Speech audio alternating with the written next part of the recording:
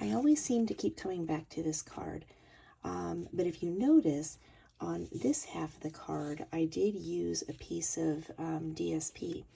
And so it really does add to the card. Now this one is just gorgeous. This one is from the Beautiful World Suite, I think is what it's called. I'm terrible with names unless I have it written down. But this one came with a lot of metallic papers. And so I made this one as a guy card, because guy cards seem to be very hard for me to make. But since I'm surrounded by men, because I have 3 boys, and the only other girls in this household are my 2 dogs, so I have to get better at making boy cards. This one was using the Dandy Garden DSP. So I used 1 layer in the back, and then I used another small piece here. Here's the dragonfly that I used the dragonflies punch with. And very, basic card, that this would be a beginner level. But the DSP makes a world of difference. So, it gives it a nice touch.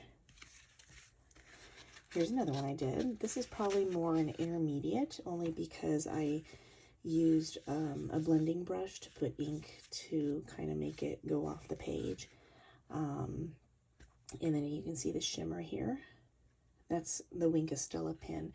You can add just a hint of shimmer to anything with that pen. And so I used the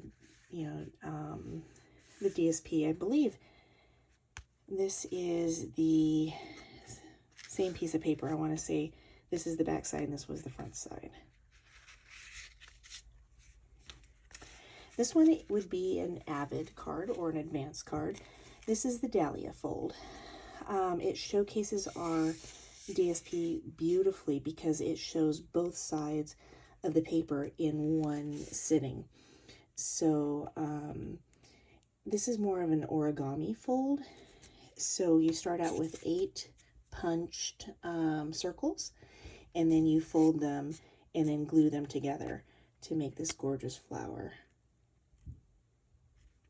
I didn't even need to do any shimmer or anything like that, just because the flower itself was just gorgeous. I didn't want to take away from that.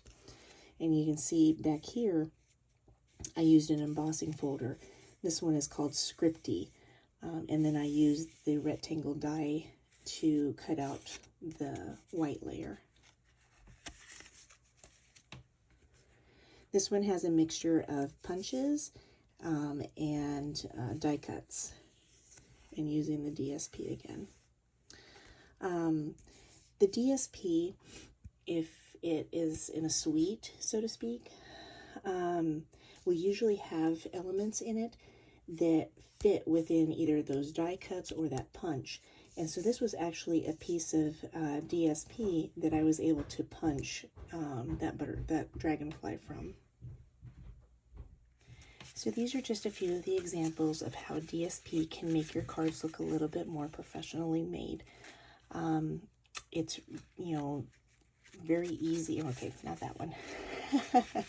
It's very easy to use. I would suggest that if you're a beginner stamper, you might want to look into investing in a paper trimmer, because you want your edges to be as straight as you possibly can, to have a quality look to them.